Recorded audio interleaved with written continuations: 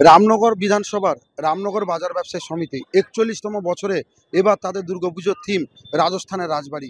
রাজস্থানের রাজবাড়ি এবং রাজস্থানের যে দুর্গা প্রতিমা সে একই আদলে তৈরি হয়েছে এই পুজো মণ্ডপ। এই পুজো মণ্ডপের এবারে থিম নিয়ে বা এই পুজো মণ্ডপ নিয়ে এখানকার যিনারা কার্যকর্তারা আছে ওনাদের সঙ্গে আমরা একটু কথা বলে নিব।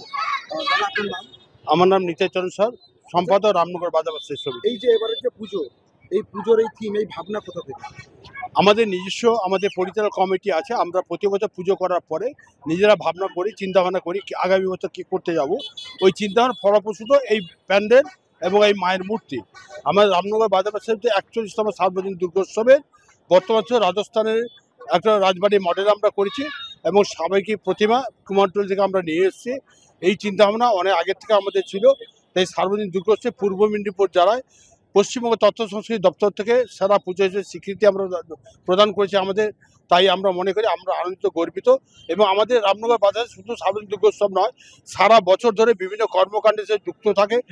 প্রাকৃতিক দুর্যোগ হোক, অবহেলিত মানুষ হোক, দুস্থ মানুষ হোক, সারা বছর বিভিন্ন কর্মকাণ্ডে যুক্ত থাকে। কখন রক্তদান শিবির, মেডিকেল ক্যাম্প থেকে শুরু করে বিভিন্নভাবে আমরা সহায়তা করে থাকি।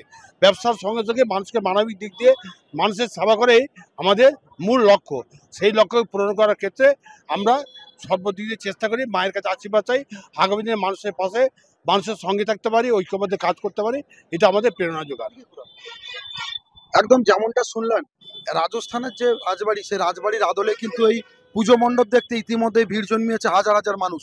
কিন্তু শুধু তাই নয়, এখানে রামনগর শুধু যে ব্লক বা রামনগর বিধানসভা কেন্দ্র নয়, বহু দূর দূরান্ত থেকেও মানুষজন আসছে পুজো মণ্ডপ দেখতে।